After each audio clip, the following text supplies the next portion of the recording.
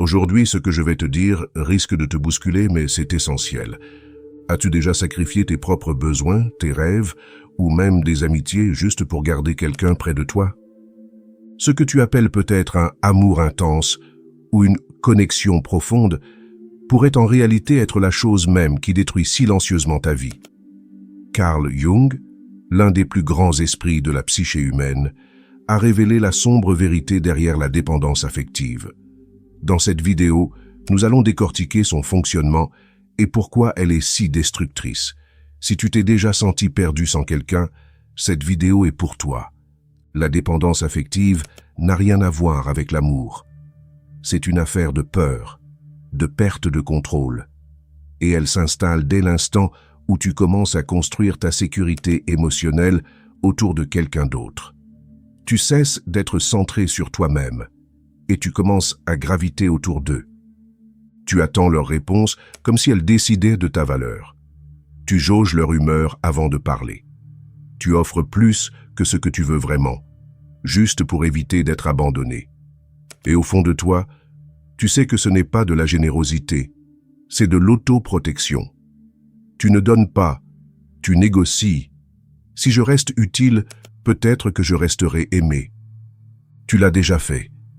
Disparaître pour rester proche. Taire tes besoins pour éviter les tensions.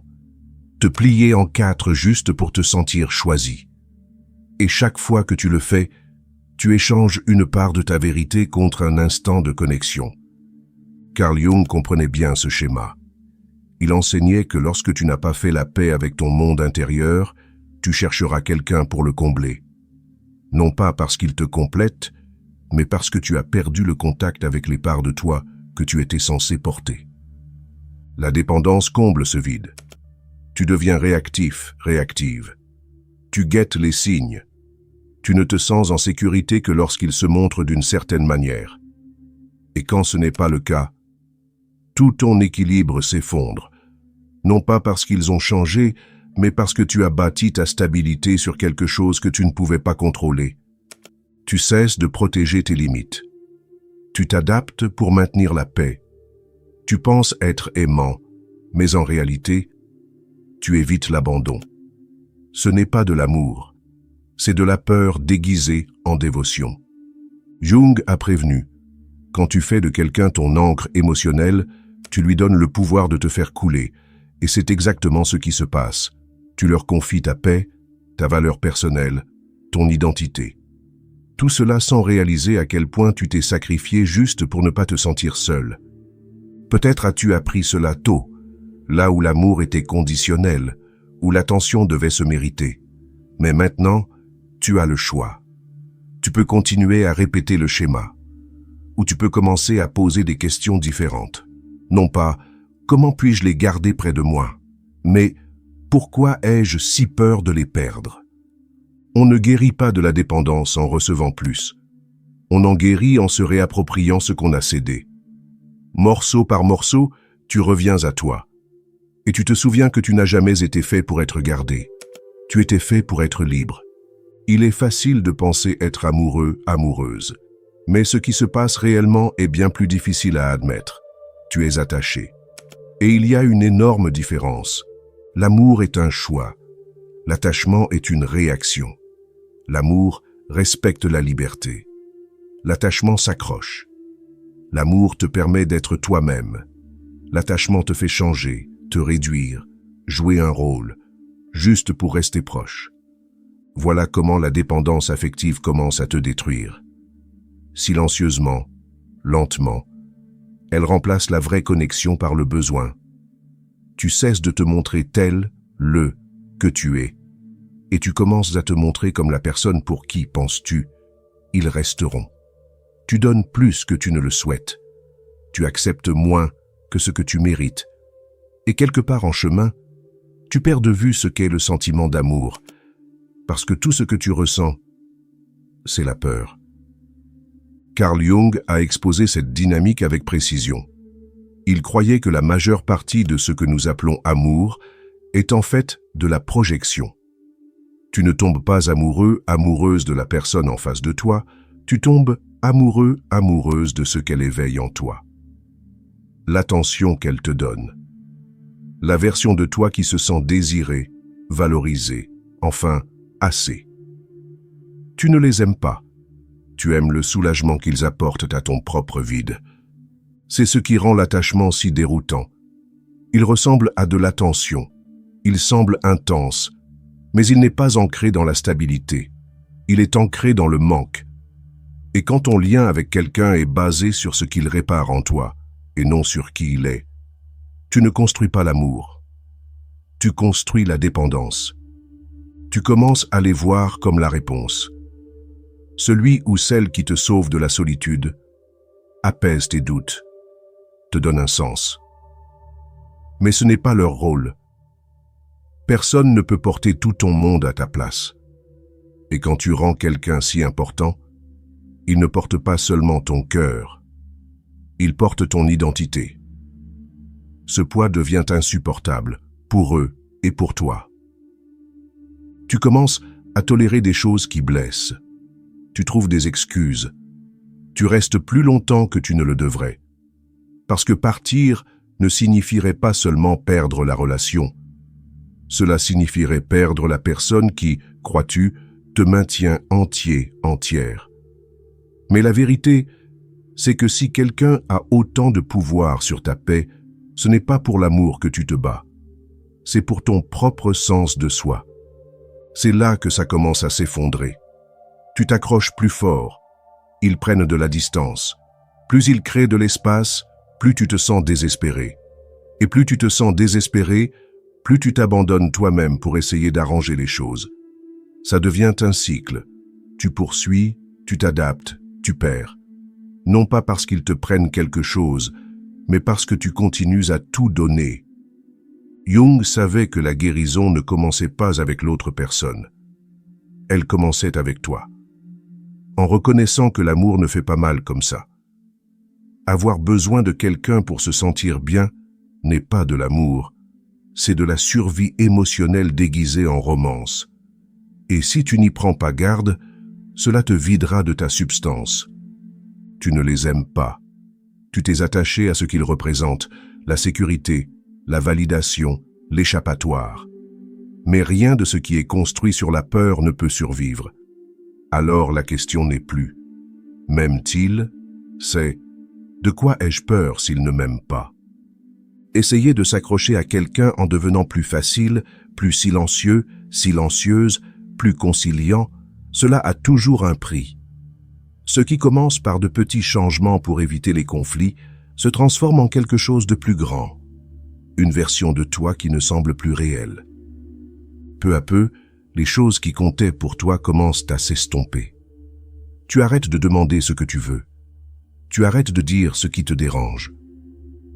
Non pas parce que ça a cessé de te déranger, mais parce que maintenir la paix semble plus sûr que d'être honnête. Avec le temps, tu deviens prudent avec chaque mot. Tu ne dis plus ce que tu penses comme avant. Tu attends de voir leur réaction avant de décider si quelque chose est acceptable. Tu te dis que c'est juste temporaire, que les choses vont s'équilibrer, mais au fond, quelque chose cloche. Tu commences à remarquer à quelle fréquence tu doutes de toi. Même les petites choses semblent chargées de sens. Devrais-tu en parler? Devrais-tu laisser tomber? Est-ce que ce sera la chose qui les fera s'éloigner? Tu portes ces questions en silence, essayant de gérer la relation sans faire de vagues. Ce que tu fais vraiment, c'est gérer leur confort en ignorant le tien. Et chaque fois que tu le fais, une partie de ta confiance s'érode. Tu es toujours là. Tu souris toujours. Mais tu ne te sens plus toi-même. Tu te sens comme quelqu'un qui joue un rôle. Le plus dur, c'est de prétendre que tout va bien. Tu dis aux gens que tu vas bien. Tu agis comme si la connexion était forte. Mais quand tu es seul, il y a ce sentiment silencieux que tu es en train de disparaître. Non pas parce que quelqu'un t'y a forcé, mais parce que tu as commencé à croire qu'être choisi était plus important qu'être toi-même. Tu deviens l'apaiseur, l'apaiseuse, le réparateur, la réparatrice, celle qui est toujours calme, toujours raisonnable, toujours prête à comprendre. Et plus tu joues ce rôle, moins tu laisses d'espace pour ta propre vérité. Tu ne parles pas avec ton cœur. Tu filtres tout à travers la peur. Tu n'essaies pas de manipuler. Tu essaies de protéger ce qui semble fragile. Mais en faisant cela, tu sacrifies ta propre voix. Tu renonces à tes réactions. Tu arrêtes de dire « ceci compte pour moi » parce que tu as peur que ce qui compte pour toi puisse les repousser. Certains jours, tu te regardes dans le miroir et tu ne reconnais pas qui tu es devenu. L'étincelle semble terne. Ton énergie est basse. Et même quand tu obtiens ce que tu voulais, de l'attention, une réponse, un moment de proximité, ça ne te satisfait pas. Parce que le coût était trop élevé. Ce qui était autrefois de l'amour s'est transformé en effort. Un effort constant pour être accepté, pour ne pas tout gâcher, pour être assez. Mais plus tu travailles dur pour maintenir la connexion, plus tu te sens déconnecté de toi-même. Se perdre soi-même n'a rien de spectaculaire. Parfois, c'est juste comme ne plus savoir ce que tu penses vraiment. Comme être entouré mais se sentir quand même seul. Comme rester quelque part qui te vide, juste pour ne pas avoir à te sentir rejeté. Après un certain temps, il ne s'agit plus seulement de la personne en face de toi. Il s'agit de ce qu'elle représente. Quand tu as déjà passé tant de temps à te modeler pour être accepté, l'idée de perdre cette personne commence à ressembler à perdre la seule chose qui te maintient debout. Il ne s'agit pas vraiment d'eux. Il s'agit du rôle qu'ils en sont venus à jouer. Celui, celle qui te voit, qui t'apaise, qui te fait sentir que tu comptes enfin. Même s'ils ne donnent plus grand-chose, tu t'accroches à la version d'eux que tu as créée dans ton esprit. Certaines personnes deviennent des miroirs, non pas parce qu'elles reflètent qui tu es, mais parce qu'elles reflètent ce dont tu as désespérément besoin. Tu les regardes et tu vois la paix, le réconfort, la sécurité. Et il semble plus facile de croire en cette image que d'affronter les parts de toi qui se sentent encore incomplètes. Carl Jung a décrit cela comme de la projection. Tu places tes besoins non satisfaits sur quelqu'un d'autre sans t'en rendre compte. L'amour que tu n'as pas reçu, la validation qui te manque, le sentiment d'être entier, entière, tout cela est placé sur leurs épaules. Soudain, ils deviennent ta bouée de sauvetage. Tu cesses de voir leurs actions pour ce qu'elles sont. Tu rationalises la distance. Tu ignores les signaux d'alarme. Tu restes attaché aux moments qui t'ont fait te sentir vivant, même si ces moments étaient rares. Ce n'est pas le présent qui te fait tenir bon. C'est le souvenir de comment ils t'ont fait sentir autrefois. Il y a du réconfort à croire qu'ils te comprennent, qu'ils ont quelque chose de spécial, que personne d'autre n'a. Mais souvent, ce qui ressemble à une connexion profonde n'est que ton propre reflet, ton espoir, ton désir, ton histoire. Tu ne les vois pas eux. Tu vois ce qui te manque en toi. Ce qui complique les choses, c'est que la projection ne semble pas fausse. Elle semble réelle. Tu es investi émotionnellement. Tu as construit du sens dans chaque interaction. Tu les as transformés en symboles. Et ce symbole devient plus difficile à lâcher que la personne elle-même. Jung a prévenu que si tu n'explores pas ton monde intérieur, il se manifestera dans tes relations. Et tu appelleras ça le destin. Tu penseras que cette personne a été envoyée pour te guérir, te compléter, réparer ce qui est cassé. Mais ce n'était pas le cas. Il se tenait juste là où ton attention s'est posée. Lâcher la projection ressemble à une perte. Mais tu ne perds pas quelqu'un qui te connaissait vraiment. Tu laisses aller l'illusion qu'ils étaient censés te sauver. Ce poids n'a jamais été le leur à porter. Il était à toi de le reprendre. Quand l'image que tu as construite autour de quelqu'un commence à se fissurer, ce n'est pas seulement de la déception que tu ressens, c'est de la peur. Parce que lâcher la version 2, qui semblait être la sécurité, t'oblige à regarder ce qui se cachait en dessous. C'est là que le véritable inconfort apparaît. L'ombre de la dépendance est faite des parts de toi que tu as essayé d'éviter. La peur de ne pas être désiré, la croyance que tu es trop ou pas assez, le souvenir d'avoir été ignoré quand tu avais le plus besoin de proximité. Ce ne sont pas juste des pensées. Elles résident dans ton corps et elles façonnent ta façon d'entrer en relation avec les autres. Parfois, ça se manifeste dans le silence après un message sans réponse. Ton estomac se noue, ta poitrine se serre, ton esprit s'emballe, non pas à cause de ce qu'ils ont fait, mais à cause de ce que ça touche en toi. De vieilles histoires, des blessures profondes, des moments que tu n'as jamais vraiment affrontés. D'autres fois, ça ressemble à donner plus que ce que tu as. Tu dis oui quand tu es fatigué, tu restes disponible même quand tu souffres. Tu donnes et donnes encore, en espérant qu'un jour, ça semblera enfin suffisant. Mais la vérité, c'est que cette fin ne disparaît pas juste parce que quelqu'un reste. Il y a une part de toi qui a appris très tôt que l'amour devait se mériter, qu'être aimé signifiait prouver ta valeur, montrer ton utilité, rester silencieux, silencieuse, pour être accepté. Et même maintenant, tu continues à répéter ces schémas, espérant un résultat différent. Mais le résultat ne change jamais. La dépendance ne draine pas seulement ton énergie, elle déforme aussi ta perception. Tu commences à croire que leur attention est une récompense et leur distance, ta faute.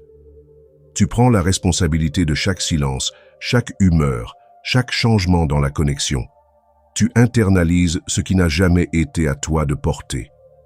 C'est là que le ressentiment commence à grandir. Pas toujours envers eux, mais envers toi-même, pour t'être trop plié, pour être resté trop longtemps, pour avoir renoncé à des morceaux de toi juste pour maintenir quelque chose en vie. Tu en ressens le poids, mais tu as peur d'arrêter, parce qu'arrêter signifie être seul avec tout ce que tu as fui. Carl Jung parlait de l'ombre comme de la part de nous-mêmes que nous rejetons ou nions. Dans la dépendance, cette ombre devient bruyante. Elle murmure des choses comme « tu es difficile à aimer » ou « tu n'es en sécurité que si tu es utile ». Et même quand tu sais que ce n'est pas vrai, une partie de toi y croit encore. Affronter l'ombre de la dépendance signifie s'asseoir avec les parts de toi qui se sentent indignes, non aimables ou oubliées. Cela signifie regarder d'où vient le besoin, non pas pour te blâmer, mais pour comprendre pourquoi ce schéma a été si difficile à briser. Reconnaître l'ombre ne signifie pas que tu saches quoi en faire. La conscience seule ne te libère pas. Quelque chose de plus profond est nécessaire. Quelque chose qui te reconnecte aux parts de toi que tu as abandonnées juste pour être accepté. C'est là qu'intervient l'individuation. Carl Jung l'a décrite comme le processus pour devenir entier, entière. Pas parfait, pas réparé, juste réel, le. Il ne s'agit pas d'éliminer la dépendance du jour au lendemain, mais de comprendre pourquoi elle s'est formée et de choisir lentement de ne plus la laisser te définir. Le chemin de sortie ne consiste pas à combattre ton besoin d'amour. Il consiste à retrouver les parts de toi qui n'ont jamais été aimées correctement et à les ramener à la maison. Cela signifie regarder où la peur a commencé. Le moment où tu as commencé à croire que ta valeur dépendait du fait d'être choisi. Le moment où tu as fait de quelqu'un d'autre le centre de ta paix. Se défaire de la dépendance affective commence par remarquer combien d'énergie tu dépenses à essayer d'être assez. Tu te plies, tu t'adaptes, tu restes silencieux, silencieuse, non pas parce que ça semble juste, mais parce que ça semble plus sûr que d'être honnête. Mais chaque fois que tu fais ça, tu renforces la croyance que ta vérité est une menace. Vient un moment où la douleur de rester déconnecté de toi-même devient plus forte que la peur d'être seul. C'est là que quelque chose bascule. Tu commences à poser des questions différentes. Non pas « comment puis-je les garder ?» mais « pourquoi est-ce que je continue à me laisser de côté ?» L'individuation signifie se tourner vers l'intérieur au lieu de chercher le sauvetage à l'extérieur. C'est choisir d'arrêter de leur reprocher de ne pas te guérir et commencer à te donner ce que tu demandais aux autres de fournir. Cette sécurité que tu poursuis sans cesse, elle vient de l'apprentissage à être avec ton propre inconfort sans avoir besoin que quelqu'un d'autre le règle. Parfois, cela ressemble à poser une limite, même si ta voix tremble. D'autres fois, cela signifie ne pas envoyer ce message, ne pas courir après la clarté, ne pas mendier de réassurance. Tu te donnes l'espace de ressentir ce qui monte sans le fuir, ni le confier à quelqu'un d'autre pour l'apaiser. Le processus n'est pas net. Il est désordonné, inconfortable, et plein de moments où tu voudras revenir à ce qui est familier. Mais plus tu restes présent avec toi-même, moins ces vieux schémas ont de pouvoir sur toi. Tu commences à réaliser que ta valeur n'a jamais été liée à l'approbation de quelqu'un d'autre, elle était enfouie sous ton besoin de cette approbation. Jung croyait que l'individuation ne consistait pas à devenir quelqu'un de nouveau, mais à se souvenir de qui tu étais avant que la peur ne prenne le dessus. Tu n'es pas cassé. Tu n'es pas trop. Tu n'es pas impossible à aimer. Mais tu dois arrêter d'attendre que quelqu'un d'autre te le prouve. La guérison commence quand tu arrêtes de demander aux autres de porter ta douleur et que tu commences à cheminer avec elle toi-même. Non pas pour souffrir, mais pour comprendre. Et à partir de cette compréhension, reconstruire. Parfois, quand tu as trop donné de toi-même pendant trop longtemps, la solitude semble être le seul refuge sûr qui reste. Personne à décrypter, personne à satisfaire, personne en qui se perdre. Juste le silence et l'espace pour respirer. Mais la liberté ne se trouve pas dans l'isolement. Elle se trouve dans l'intégration, dans l'apprentissage à rester présent avec les autres sans disparaître, en se rappelant que protéger ta paix ne signifie pas fermer la porte aux gens. Cela signifie rester proche de toi-même, même quand quelqu'un d'autre est proche de toi. Tu n'as pas besoin de disparaître pour être aimé. Tu n'as pas besoin de te réduire pour garder quelque chose. La version de toi qui se plie, se cache et attend, elle est fatiguée. Et ce n'est pas elle qui a besoin d'être réparée. Elle a besoin d'être écoutée. Laisser les gens entrer à nouveau ne signifie pas retourner aux anciens schémas. Cela signifie se montrer différemment. Cela signifie rester entier, entière. Dire ce que tu ressens sans craindre d'être trop. Prendre ta place sans culpabilité. Laisser l'amour te rencontrer. Non pas la performance, non pas le masque, mais le vrai toi. Il n'y a pas besoin de choisir entre la connexion et le respect de soi. Tu as le droit d'avoir les deux. Tu as le droit d'aimer sans perdre ta voix. Tu as le droit d'être doux, douce sans être petit. Fort sans te fermer. Présent sans devenir invisible. Carl Jung enseignait que la guérison consiste à devenir entier, entière, pas parfait. Que les parts de toi que tu as essayé de cacher sont précisément les morceaux que tu as besoin d'accueillir à la maison. L'intégration est ce retour à la maison. C'est là que tu cesses d'avoir besoin d'être sauvé et que tu commences à te tenir debout à tes côtés, pleinement. C'est ainsi que tu commences à te sentir à nouveau en sécurité, non pas en construisant des murs, mais en construisant des racines, en sachant si profondément qui tu es que tu cesses de confier ce pouvoir à quelqu'un d'autre, en ne faisant plus de la connexion quelque chose que tu gagnes, mais quelque chose que tu partages. Tu n'as pas besoin de poursuivre, tu n'as pas besoin de prouver, tu as juste besoin de revenir. À cette part de toi qui a toujours su, tu n'as jamais été trop. Tu t'es juste habitué à être trop silencieux, silencieuse. Si cela t'a parlé, envisage de t'abonner à la chaîne. Et si tu souhaites donner quelque chose en retour, un super thanks est toujours apprécié. Merci d'avoir regardé.